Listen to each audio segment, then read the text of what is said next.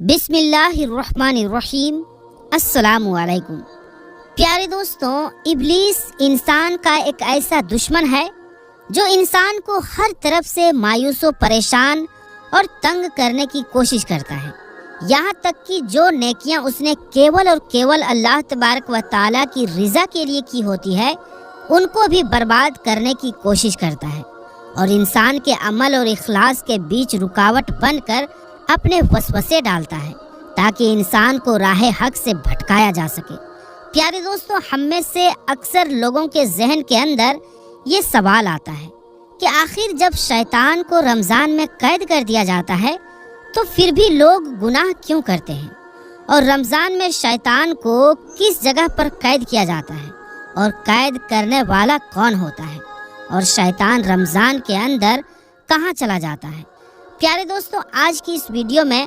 ہم آپ کو قرآن و حدیث کی روشنی میں یہ ساری باتیں بتائیں گے، لہٰذا آپ سے ہماری یہ گزارش ہے کہ آپ ہماری اس ویڈیو کو آخر تک ضرور دیکھیے گا۔ پیارے دوستوں، یہ دنیا آزمائش کی جگہ ہے جس کو اللہ تبارک و تعالیٰ نے انسانوں کی آزمائش کے لیے پیدا کیا ہے، چنانچہ اس میں نیکی بھی اللہ تبارک و تعالیٰ ہی کی طرف سے ہوتی ہے، اور اگر کسی شخص پر شیطان یا اس کا نفس حملہ کرتا ہے تو یہ بھی اللہ تبارک و تعالیٰ ہی کی طرف سے ہوتا ہے، تاکہ انسان کی جانچ کی جائے کہ کون ان میں سے اچھے اعمال کرتا ہے اور کون اللہ تبارک و تعالیٰ کے حکم کو بن دیکھے مانتا ہے۔ چنانچہ جس پروردگار نے انسان کو پیدا کیا ہے اسی نے ہی شیطان کو بھی پیدا کیا ہے، اور جس اللہ تبارک و تعالیٰ نے انسان کو بے انتہا قوتیں اور طاقتیں عطا کی ہے اسی نے ہی شیطان کو بھی قوتیں اور طاقتیں عطا کی ہیں۔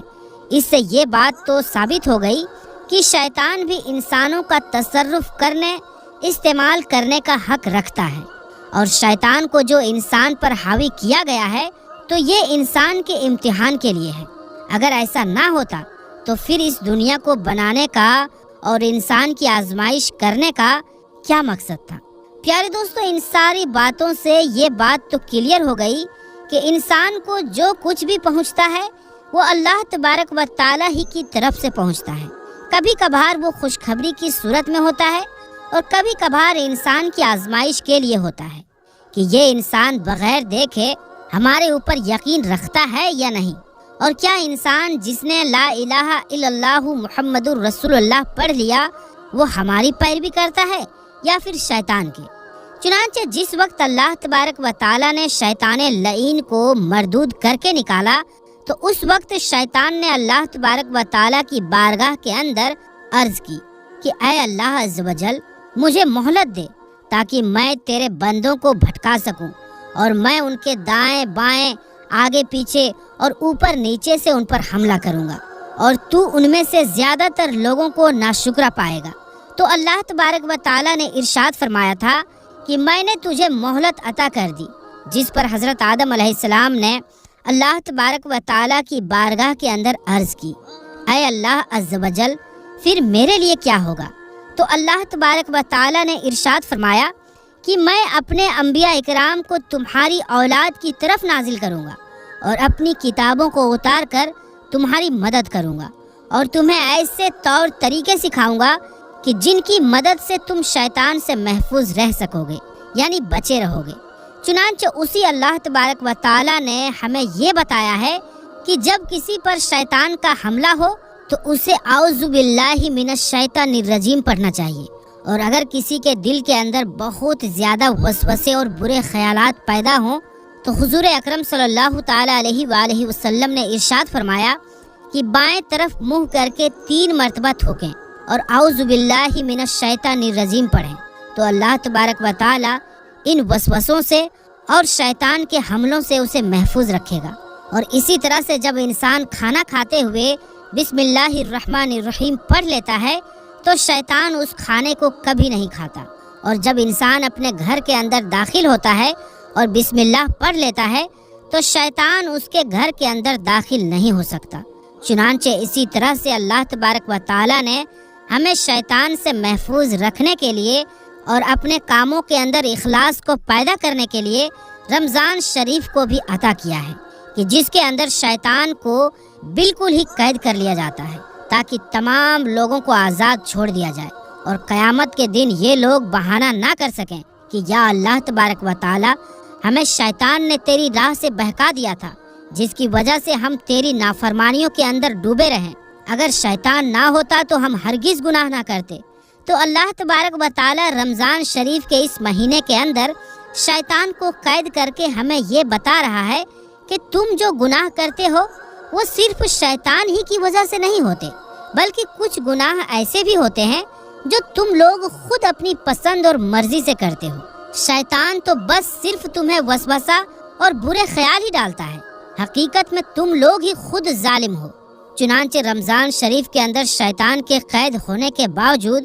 جو لوگ گناہوں کے دلدلوں کے اندر پھنستے رہتے ہیں اور اللہ تبارک و تعالیٰ کی نافرمانیاں کرتے رہتے ہیں، وہ حقیقتاً اپنے خواہشات نفس کی وجہ سے کرتے ہیں۔ اسی وجہ سے جس طرح سے رمضان کے اندر نیکیوں کا اجر بہت زیادہ بڑھا دیا جاتا ہے اور ان پر بہت زیادہ نعمتیں ملنے کی امید ہے، اسی طرح سے جو شخص رمضان کی بے حرمتی کرتا ہے یا پھر اس کے اندر گناہ کرتا ہے تو اس کے گناہوں کے عذاب کو بھی بہت زیادہ بڑھا دیا جائے گا اور اسے سخت عذاب دیا جائے گا۔ اور اسی لیے حضور اکرم صلی اللہ تعالی علیہ وآلہ وسلم نے ارشاد فرمایا تھا کہ اس شخص کے ناک خاک آلود ہو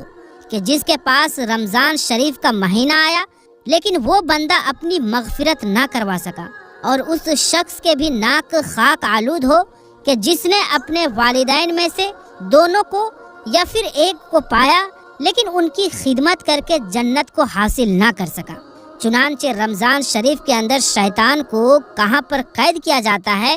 اس بارے میں بخاری و مسلم شریف کے اندر موجود ہے کہ جب رمضان آتا ہے تو آسمان کے دروازے کھول دیے جاتے ہیں اور جہنم کے دروازے بند کر دیے جاتے ہیں اور شیاطین کو قید کر لیا جاتا ہے۔ جبکہ شعب الایمان کے اندر یہ مروی ہے کہ جب رمضان شریف کی پہلی رات آتی ہے تو اللہ تبارک و تعالی ارشاد فرماتا ہے، اے رضوان علیہ السلام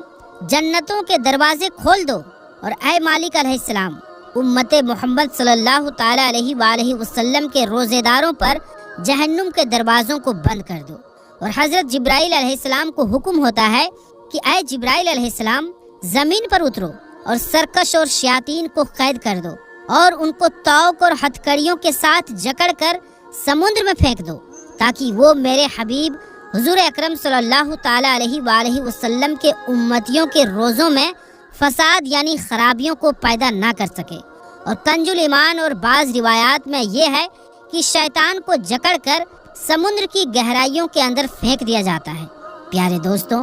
حضور اکرم صلی اللہ تعالی علیہ وآلہ وسلم کی ان احادیث مبارکہ اور ان تمام گفتگو سے یہ بات ثابت ہوئی کہ اللہ تبارک و تعالی نے رمضان شریف کا مہینہ ہمیں اس وجہ سے عطا کیا ہے تاکہ ہم اپنے نفس کی پہچان کر سکیں، جو کہ ہمیشہ ہمیں برائی کی طرف کھینچ رہا ہوتا ہے، اور انسان ساری عمر اپنی غلطیوں کا الزام صرف اور صرف شیطان کو ٹھہراتا رہتا ہے، اور وہ اس حقیقت کو ہمیشہ چھپاتا رہتا ہے کہ میں خود ہی ظالم اور گنہگار ہوں۔ اگر میں خود ہی نہ سنبھلنا چاہوں تو کائنات کی کوئی بھی چیز مجھے ہرگز نہیں سنبھال سکتی۔ لہٰذا ہونا تو یہ چاہیے تھا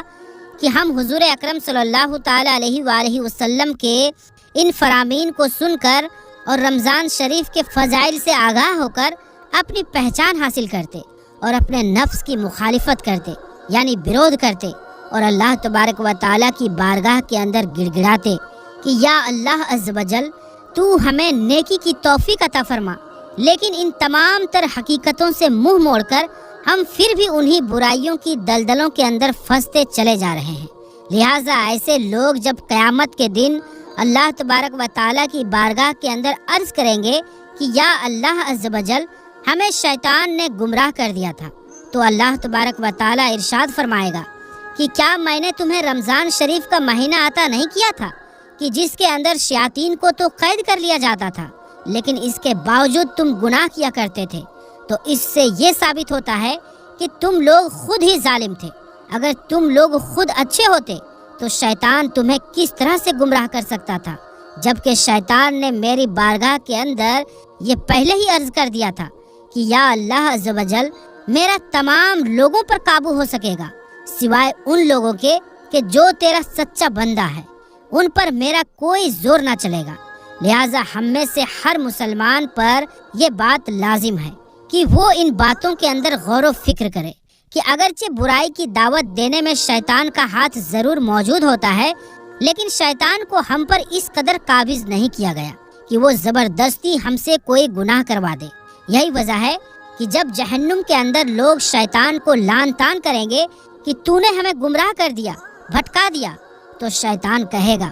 کہ میں نے تمہیں گمراہ نہیں کیا بلکہ تم لوگ خود ہی ظالم تھے، میں نے تو صرف تم سے کہا تھا اور تمہیں خیال اور وسوسہ ڈالا تھا، اگر تم لوگ خود ظالم نہ ہوتے تو میری بات ہرگز نہ مانتے، لہٰذا تم لوگ خود ہی ظالم تھے اور تم نے میری اس وسوسے پر عمل کیا اور میری بات کو مان لیا، لہٰذا مجھے برا بھلا نہ کہو بلکہ اپنے آپ کو برا بھلا کہو۔ اللہ تبارک و تعالیٰ سے دعا ہے کہ اللہ تبارک و تعالیٰ ہمیں اس حقیقت کو سمجھنے کی توفیق عطا فرمائے اور اللہ تبارک و تعالیٰ ہمیں اپنے نفوس کے سر سے محفوظ فرمائے اور رمضان شریف کی برکتوں سے مشرف ہو کر جنت الفردوس کو حاصل کرنے کی توفیق عطا فرمائے، آمین یا رب العالمین۔ تو پیارے دوستوں، ہم یہ امید کرتے ہیں کہ ہماری آج کی یہ ویڈیو آپ کو ضرور پسند آئی ہوگی۔ اگر یہ ویڈیو آپ کو پسند آئی ہو، اس ویڈیو سے آپ کو کچھ معلومات حاصل ہوئی ہو، تو اس ویڈیو کو لائک کریں اور اس ویڈیو کو زیادہ سے زیادہ اپنے دوستوں رشتہ داروں میں شیئر بھی کر دیں تاکہ انہیں بھی یہ بہترین جانکاری حاصل ہو سکے۔ تو پیارے دوستوں، پھر ملیں گے انشاءاللہ کسی نئی ویڈیو کے ساتھ، تب تک کے لیے السلام علیکم